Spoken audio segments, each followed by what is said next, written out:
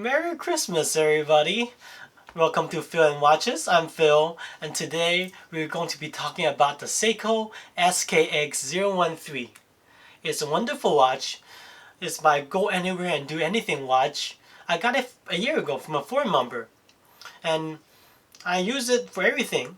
From slaying dragons to opening presents, this watch is my companion. This watch needs no introduction. It's loved by all and hated by few, except Seiko, because they discontinued it. And there's reasons for that. This watch is a beast in terms of value, and it packs the perfect package. The SKX013 is what we loved about the old Seiko. It has great specs for the money. We can't say the same about many of their new models and limited edition ones, right? But this model has a 37mm case, a hard Lex crystal, 7S26 movement, a date and date display, and also a stainless steel case. Okay, so I'm not gonna say this is a fantastic movement because it's not. Even for the price point, right? It's not hackable. It can vary up to minutes per day, and it only has 41 hours of power reserve. It's not anything to boast about. However, when regulated, it's still a decent movement, especially with the added date and day display.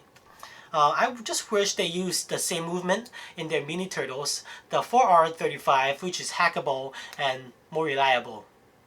And hand one too. So I don't know why they did not use that. But yeah, here it is. The dial of the watch is very legible.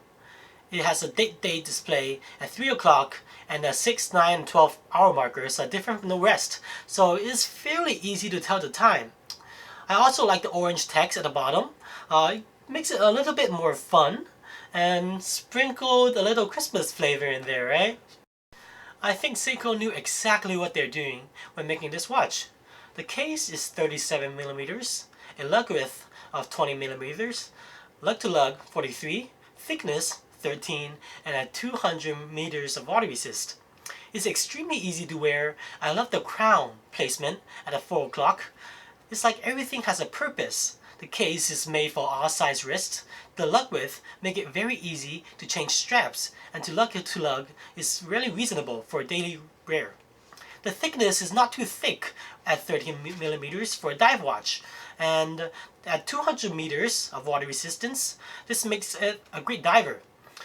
Our element is designed for purpose and nothing, too fancy.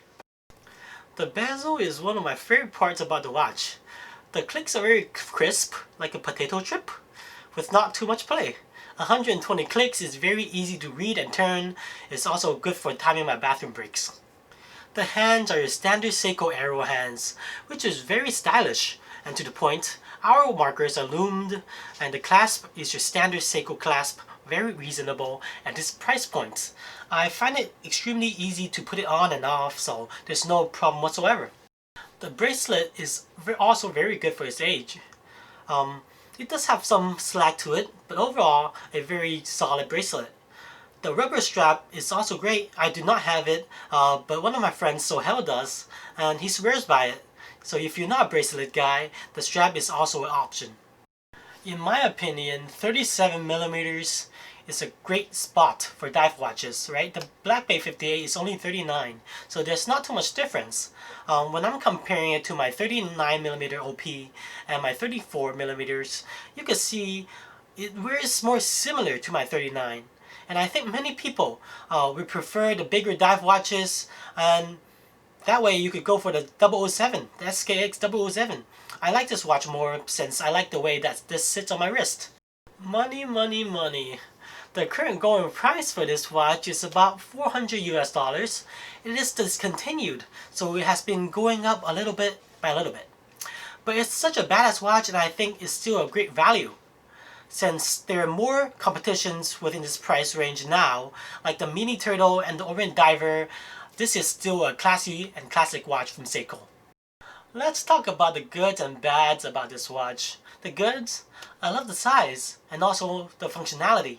It can handle everything and anything you throw at it, especially at this price range. it makes it a great travel watch. You don't have to care too much about the repairs or scratching it, because it's only 300, 400 bucks. And I know a lot of people say, you know, the Explorer is what you should go for when you're trying to travel, right? But you're wearing a $7,000 watch to travel. I don't think that's really realistic for most people. The bads.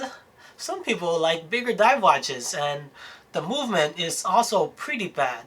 The clasp could also be a little better and more secure on the wrist. Plus, it's discontinued, so you have a lot of trouble finding a new one, and the used ones on the market are iffy, right? So, who is this watch for? I think it's for people who really likes value for their watches. Like I said, there's many aspects of this watch that are very good, and it has a great package deal. Also, it could be a great daily watch for a lot of people who just want something to wear either indoors or outdoors and go traveling. And you must be into the Seiko brand if you like this watch, because like I said, there's better competitions out there nowadays, like the Mini Turtle and also the Orient Kamasu. So you have many more choices, but I do like the Seiko brand. I do like the history and also the innovation that's at the time. So if you like those things, this watch is for you. So do you think this watch is worth purchasing in 2020? Let me know down in the comments. And until next time, peace. So friends, next time we're going to be talking about this watch.